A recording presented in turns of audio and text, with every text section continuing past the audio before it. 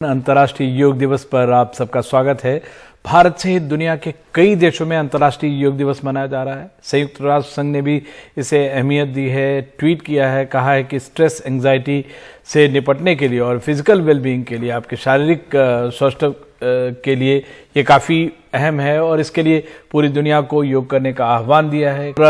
कई केंद्रीय मंत्री जो हैं प्रधानमंत्री मोदी के साथ योग दिवस को मनाकर इस योग का एक तरह से प्रचार कर रहे हैं और मैसूर पैलेस जो कर्नाटका में है, वहाँ पे जो दशहरा का जो ग्राउंड है फेमस, वहाँ पे प्रधानमंत्री मोदी मना रहे हैं। इस बारे में उनका भाषण भी होगा और वो खुद भी योगा करते हैं और लगातार पिछले 8 साल से इसे अंतर्राष्ट्रीय पटल पर लोगों के सामने लाते हैं और एक तरह से भारत ने इसमें अगुवाई की है। योगा हालांकि करीब बताया जाता है कि 5000 साल पुराना जो भारत की संस्कृति से जुड़ा है और इसमें कई तरह के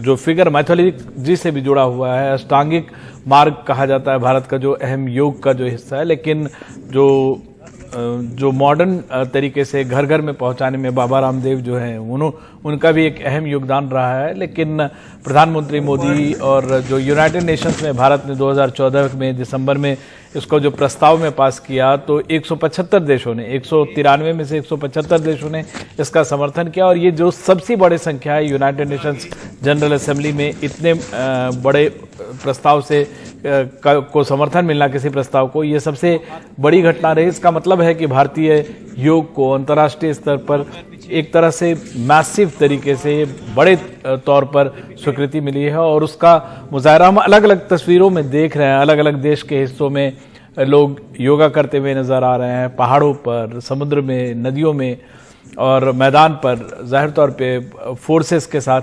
ये सब योगा की अलग अलग तरह की तस्वीरें हैं और योगा ने कई योगा के जो मॉडर्न रूप है उसमें कई बदलाव भी आए हैं, लेकिन मूल बात यही है कि जीवन शैली का ये आम लोगों के लिए हिस्सा बनता जा रहा है। खासकर जो शहरों में आजकल जो स्ट्रेस है, जो एंजाइटी है, उससे निपटने का एक बेहद कारगर तरीके के रूप में सबके सामने आया है। इस बार जो थीम है योगा फॉर ह्यूमैनिटी या मानवता के लिए योग, वो एक अहम बात है जो पूरी दुनिया में जो इसको लोग अपना रहे हैं और बाबा रामदेव भी इन तस्वीरों में देखे जा सकते हैं। शुरुआत 5 बजे सुबह से ही उन्होंने योगा का जो है कार्यक्रम अपने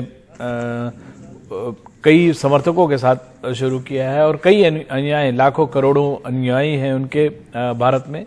तो जाहिर तौर पे योगा को जो अहमियत मिली है वो पिछले 7-8 सालों में अंतर्राष्ट्रीय स्तर पर और भी बढ़ गई है। हालांकि योग हमेशा से भारतीय संस्कृति में कहीं न कहीं पे जुड़ा हुआ रहा है, इसका हिस्सा रहा है।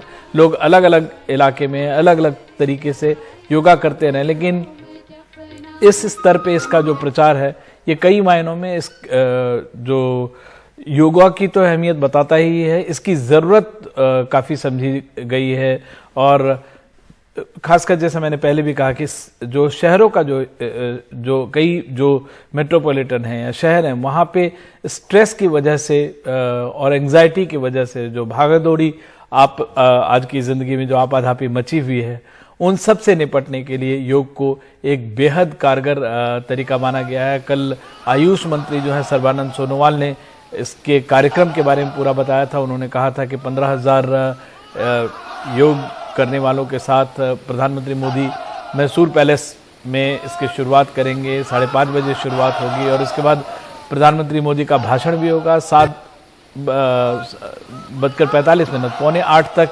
ये जो उस तरह से कार्यक्रम चलने की योजना है। इसके अलावा यूनाइटेड नेशंस ने भी जो इंटरनेशनल टाइम है उसके हिसाब से उन्होंने ट्वीट किया। यूनाइटेड नेशंस का जो ट्विटर हैंडल है उस पर उन्होंने लिखा है, yoga can be powerful tool to help people deal with stress and anxiety while also improving overall physical well-being.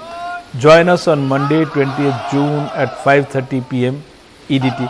तो इसका मतलब यूनाइटेड नेशंस ने भी इसको बहुत ही अहमियत दी है और इसकी बड़ी बात यह है कि इसकी ज़रूरत समझी गई है दुनिया भर में। इसका प्रचार हर रोज़, हर साल, हर महीने बढ़ता जा रहा है और दुनिया भर में इसको नवाजा जा रहा है। इस मायने में ज़रूर ये कहा जा सकता है कि भारत ने इसकी अगुवाई की है और ये इसके ज़रिए भारत को जाना जाएगा। भारत और ये भी एक धरोहर के रूप में कि भारत योगा भारत से आया है और पूरी दुनिया को इसकी ज़रूरत है।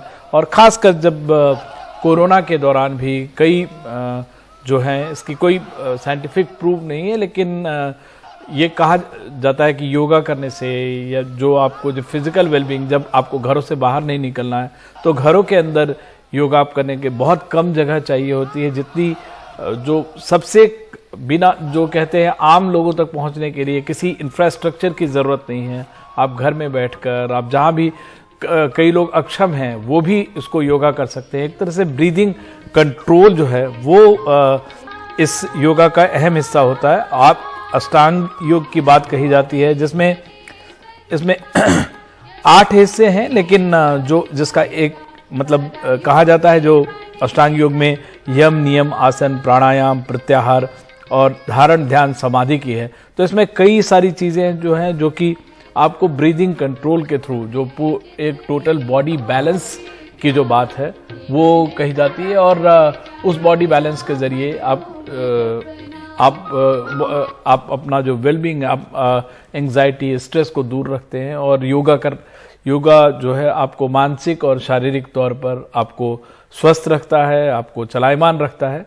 और हर उम्र के लोग, बचपन से लेकर जो बहुत वृद्ध हैं, जो बीमार हैं, जो हर सभी के लिए किसी न किसी तरह की योगा के बारे उनके लिए योगा है। और हर तरह की बीमारी के बारे में कहा जाता है कि एक तो बीमारी से बचने का भी तरीका है योग, और अगर बीमारी हुई है तो उसका भी इलाज कहीं ना कहीं पे योग जो करते हैं वो कहते हैं कि योग के ज़रिए हर तरह की बीमारी को दूर रखा जा सकता है। कई तरह की धारणाएं, योग भगाए रोग, इस तरह की कहावतें भी बन गई हैं। इसलिए योग को जो अहमियत मिली है पिछले 8-10 सालों में, 10-15 सालों में, वो कहीं ज़्यादा तेज़ी से बढ़ी है। लेकिन योग हमेशा से भारतीय संस्कृति का हिस्सा रहा, जो मैं पहले भी कह रहा हूँ कि, और आज का जो थीम है बेसिकली ह्यूमैनिटी के लिए है, मानवता के लिए पूरी दुनिया में इसे फैलाया गया है।